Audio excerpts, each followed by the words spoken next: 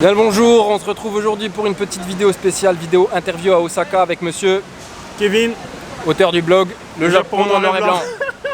Ok. Elle pour la synchro. Ouais, allez. Est-ce que tu peux te présenter pour commencer? Bon, je me présente, Kevin, a.k.a. l'homme aux 1000 casquettes, a.k.a. les nouveaux concepts, a.k.a. le fouteur de merde, a.k.a. le gars qui vend pas du rêve au Kiku Jap, ou le gars qui montre le vrai Japon. Très bien, ça fait plaisir à entendre pour commencer. Ouais. Est-ce que tu peux nous parler un peu de ton parcours? Qu'est-ce qui t'a amené au Japon en premier lieu? Non, en fait, le Japon, mon histoire avec le Japon, ouais. Bah, elle est un peu complexe, en fait, elle est un peu longue. À vrai dire, moi j'ai toujours été intéressé par le Japon et la culture japonaise, mais j'avais vraiment pas vraiment prêté attention en fait à l'étude de la langue et tout ça, jusqu'au lycée.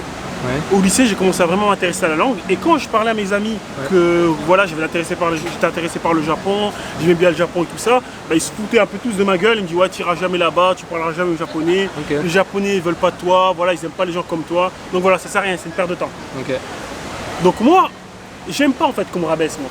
J'aime pas qu'on me rabaisse, moi j'aime bien, comment dire, me démonter, j'aime bien me pousser. Te dépasser. Me dépasser, ouais. Voilà. Donc moi quand on m'a dit ça, je me suis dit non, c'est pas possible, je vais pas lâcher l'affaire. Ouais. Et après je suis rentré à l'université, j'ai fait une licence LE anglais-japonais option commerce international, puis un master. Okay. Et lors de mon master, en fait, j'ai été accepté pour faire un échange dans la prestigieuse université d'Osaka.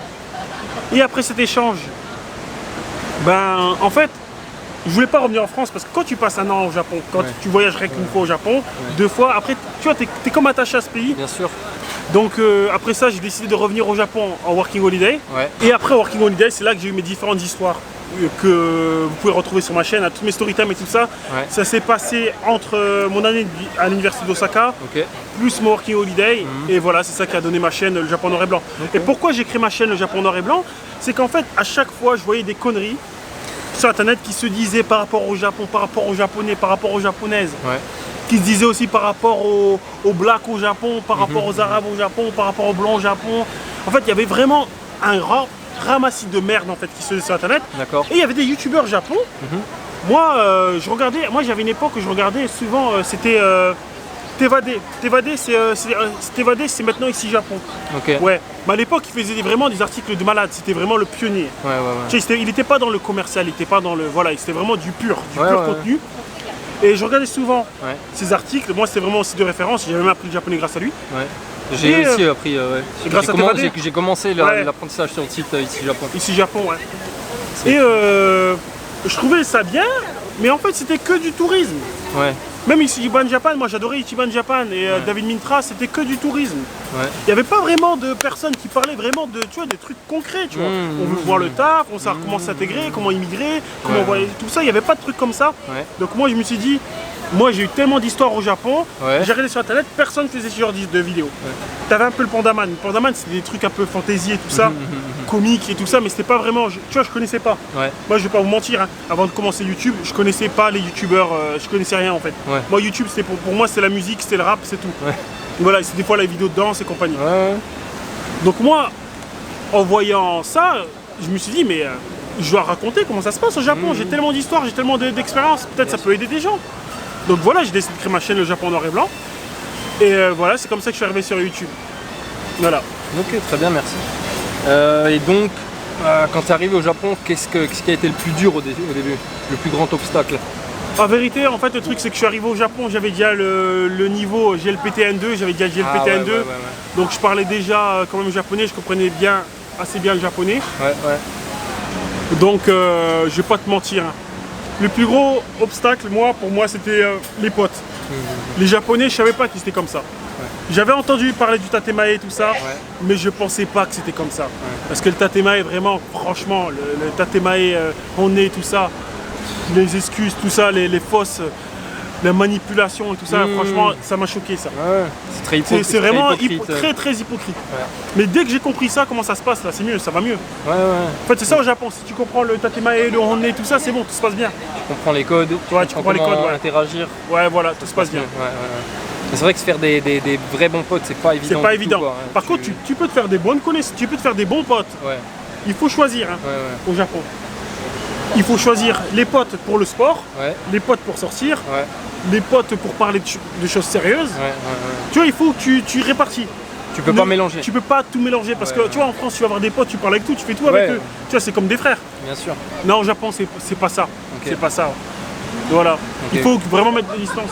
Moi, je trouve même que je me sens plus proche, franchement, des femmes japonaises. Ouais. Moi, je trouve que les femmes japonaises sont beaucoup plus honnêtes que les hommes. Même Ah, c'est ok, ok, c'est ok. vrai que certaines veulent de la merguez. Mais bon, tu leur donnes un peu la merguez, tu leur donnes une fois, c'est bon. Ouais, Elles croquent une fois dedans et après, c'est bon, elles sont, tu vois, elles sont loyales. Mais bref. En vrai, moi, franchement, je me sens beaucoup plus proche des. Je les trouve beaucoup plus sympas, beaucoup plus vrais que les hommes. Ok. Ouais. C'est bon à savoir ça, parce qu'on a toujours un peu l'image des gaijin hunters chez les meufs. Ouais, mais pas Et ceux-là. en vrai- Moi, je te parle pas des. Ouais, t'as l'image des gaijin hunters, mais moi, je te parle des vrais. Je te parle des vraies femmes, tu vois, pas Ok, celles ok. qui ont des arrière-pensées. Ouais, je te ouais, parle tu vois, autour de notre âge, tu vois ce que je veux Ouais, dire. Mais c'est vrai que tu cherches des femmes qui sont souvent avec des étrangers et compagnie, blablabla, ouais, c'est ça. C'est clair que tu vas avoir ce genre de problème. Ouais. Et là, du coup, est-ce que tu te sens intégré ou enfin, est-ce que tu t'estimes intégré? Oh, moi, je me sens beaucoup plus intégré, aussi, Ok, mais ok. beaucoup plus intégré qu'en France. Hein. Ouais. Attends. En France, t'as des diplômes. En France, écoutez bien ce que je vais vous dire là. En France, t'as des diplômes. Là, t'as le master là. T'as un master. Même tu vas aller faire passer l'entretien au McDo, Ouais, ils vont faire la grande saucisse avec toi. bien sûr. Genre, t'es pas capable. Mec, ils savent même pas ce que c'est d'aller à la fac. Oh, ils sont cul, aller à la fac, école de commerce, aller en BTS, tout ce que vous voulez. Ils savent même pas c'est quoi de faire des études. Bien sûr que tu peux aller bosser au McDo si t'as fait des études, bien sûr. Moi, je m'en souviens, je suis revenu du Japon. J'avais étudié au Japon pendant un an, j'avais bossé au Japon, j'avais plein de trucs, j'ai fait des bails, tout le monde me respectait. Ouais. J'arrive dans mon pays où j'ai fait mes études, j'ai ma carte d'identité, j'ai mes papiers, on me sous-estime pour faire rien qu'un taf à mi-temps. Je me dis mais c'est fou là, c'est fou. Bien sûr qu'au Japon je me suis plus intégré. Au Japon je parle de mes études, je parle de mon vécu, je parle de mon parcours. Tu vois, on m'accepte, on me donne du taf. Hein. Tu vois ce que je veux dire? Mais c'est vrai que j'ai un peu l'impression que le Japon, c'est peut-être pas au même niveau que les États-Unis, mais il y a un peu un genre de Japanese dream quoi. Ouais, carrément. On donne sa chance un peu à tout le monde tant qu'on a des compétences et tout ça. Carrément, tant que tu peux leur apporter une plus-value, tant que tu les aides, tant que tu te présentes bien et tout ça, voilà, ils te jugent pas, ils sont moins en mode juger direct sur l'apparence. Tu vois, il y a moins de ce genre de truc. Franchement, il y a moins de ce genre de truc. C'est bien. Ah ouais. C'est bon à savoir. T'en as parlé un peu en début de vidéo, mais qu'est-ce que tu penses de l'image du Japon dans les médias? Enfin, est-ce que tu regardes encore la télé, tout ça? Je parle des médias français. Les médias français. Tu veux que les médias français ou tu veux YouTube, tu veux tout? Médias français, YouTube, Internet, télé. Bon d'accord, on va commencer d'abord par la télé. Ok. Au point de vue, quand ils présentent des trucs touristiques, Ouais. on va dire la qualité est là. Ouais. Arte. Ouais. Pas M6, c'est enquête exclusive, tous leurs trucs de merde, tous leurs toilettes là. Non. Ce genre de reportage, ce que je pense, ce genre de reportage, eux ils essayent de vendre de l'excentricité. Carrément. Ils essaient de vendre de l'excentricité. Carrément. T'as l'impression que le Japon, t'as tout le monde qui a les cheveux orange, tout le monde qui a les cheveux rouges. Filme un peu. Il y a des costards partout. Ils sont où les excentriques? Ils sont où? On est d'accord. Ok. Bah, ça me fait penser, juste petite parenthèse, l'année dernière j'avais regardé simplement la finale de Pékin Express, parce que ça se passait au Japon, mes potes m'avaient dit de regarder. Putain, alors ils avaient le droit de passer la nuit, les deux finalistes chez des couples de japonais. Ouais. Alors les deux, mais super excentriques quoi, mais comme par hasard, putain, alors que 97% des tokuites ils sont en costard et tout. Ils sont en costard. C'est abusé. Combien d'excentriques t'as rencontré à Osaka? Une dizaine là, tout Une cassé dizaine, quoi. il y a encore, t'as bougé hein. Comme Ouais, un fou, t'as allé à Namba, t'as allé dans le sud là, Ah ouais, t'es dans le c'est un sud peu et tout. ghetto quoi. Ouais. Excentrique, c'est excentrique, cheveux rouges, piercing et tout. Voilà, j'ai vu un mec avec des tatouages dans la gueule et voilà. Ouais, Mais sinon oui, les gens C'est sont rare. c'est largement... en costard ou habillés sobre quoi, Uniqlo quoi, t-shirt blanc, Voilà, pantalon bleu. Le truc c'est qu'ils oublient de signaler que c'est pas partout pareil. Ouais. Et ils oublient d'être objectifs. Regardez comment c'est là-bas au Japon. Regardez. Ils disent pas ah mais nous en France c'est comme ça. Ouais. Ils disent pas regardez comment ils travaillent à fond au Japon. Mais ils disent pas qu'au Japon 90% des diplômés ont un taf. Hein. En France, vous parlez regardez comment ils travaillent au Japon. Mais en France, combien de pourcents de diplômés ont un taf? Combien de pourcents de taux de chômage en France, c'est quoi? Avant de regarder dans la poubelle d'autres, regardez dans votre poubelle d'abord. Votre poubelle elle est grosse, remplie de merde. Il y a tellement de problèmes, tellement de jeunes, tout le monde fuit. Même des gens bien diplômés, mais des gens avec la tête pensante qui veulent faire évoluer le pays, vous les poussez à fuir. Non, il faut arrêter. Eux, leur reportage, c'est comme le reportage fait doucement sourire. C'est le reportage des étrangers là, qui kidnappent, les japonaises qui kidnappaient les enfants. Sur France 2. Avant de parler de kidnappage, d'abord, ils montrent ça d'un seul côté, on n'a pas le côté de la femme japonaise. Qu'est-ce que l'homme a fait? Moi je sais comment ils agissent, les gaijins. Les gaijins au Japon, je sais comment ils agissent. Souvent ils trompent, souvent ils font du sale. Ils traitent les japonaises comme des françaises. Si je traite les japonaises comme les françaises, ça va pas le faire mon frère. C'est pas des françaises. Il faut les traiter avec délicatesse. Il faut prendre en compte que la japonaise, elle était peut-être en France, elle était seule. Elle n'avait aucun ami, il faut prendre en compte tout ça, il faut prendre en compte, tu fais la violence, tu peux faire la violence avec ta femme française, peut-être qu'elle va rien dire, mais la japonaise, tu fais pas la violence avec ça, tu fais pas la violente avec elle. Tu vois, il y a pas mal de trucs, présente bien, certes c'est un problème, il y a des problèmes au Japon, mais présente-les bien. Voilà, c'est tout. Tous les points de vue, tout le contexte. Tout le point de vue, tout le contexte, mais il les présente mal, c'est présenté d'une manière pour dénigrer le Japon. Voilà. Après, je dis pas que le Japon c'est le paradis. Hein. Ah oui, moi sur ma chaîne, moi, je suis le premier à. Quand il y a des trucs à dire, je le dis. Je suis entièrement d'accord. Mais quand il y a d'accord. des trucs bons, je le dis aussi. Je suis entièrement d'accord. Ouais. Japon, ouais. Bah après, en parlant pour parler des youtubeurs, je peux rien dire parce que voilà, tu vois, là, il y a c'est même pas les 3 quarts, hein, c'est 95%. Ils font, tu vois, ils veulent l'argent, ils veulent la monnaie, ils veulent pas se mouiller. Ils font du contenu comme ça. Ouais. Qualité d'image, nickel. Qualité de montage, nickel. Qualité de contenu, si t'es intéressé si t'es jamais venu au Japon, nickel. Mais si t'as envie de vraiment parler de trucs sérieux, non. Voilà, il faut passer votre chemin. Passer votre chemin. Allez voir des Américains comme Asian Boss ou le Japanese Man Yuta, même Nobita. Tu vois, je veux dire Nobita, je l'aime pas. Tu vois, c'est un gars qui a fait une vidéo qui a dit que les Noirs devaient dégager du Japon, je l'aime pas. Allez voir des chaînes comme ça, à la rigueur, lui se mouille. Hein. Mais les chaînes françaises, non, ça se mouille pas. Après, niveau qualité, il n'y a rien à dire. Hein. Moi, j'ai rien, je critique pas. Ichiban Japan, la qualité top. Vlog qualité top. Mais tu vois, avant, moi, ça me faisait rêver quand j'étais en France parce que je connaissais pas le Japon. Maintenant, voilà, c'est la qualité, c'est propre, je respecte. Ici, Japon, maintenant, il fait plus de vidéos, il fait encore des vidéos. Je sais pas, je suis pas. Ouais, c'est full putaclic maintenant. Mais après, c'est la qualité, elle est là. Voilà, Louis-San, c'est des bonnes vidéos, mais c'est pour les jeunes, hein, c'est dans la tendance, C'est vrai. Voilà, après moi, personnellement, c'est des contenus pour du 12-15 ans, 16 ans. Voilà, c'est pour ceux que, voilà, ils rentrent pas dans les problèmes, Et je pense qu'en plus, ils ont des histoires à raconter. Je pense qu'ils ont des vraies histoires à raconter. Je pense que ici, Japon, un mec qui a vécu quasiment combien de temps au Japon? Longtemps, hein. Longtemps. 10 ans, je pense qu'il y a des histoires à raconter. Ichiban Japan, je pense qu'aussi il y a des histoires à raconter. Japonais aussi, je pense qu'il y a des histoires à raconter. Mais ils veulent pas se mouiller après, voilà. Après, moi je suis là, par contre, je suis, comment dire, j'ai des choses à dire, je dis rien. Moi, je m'en fous de la monétisation, je m'en fous de la monnaie, je travaille, j'ai des choses à dire, je pense que ça peut aider, mes vidéos aident.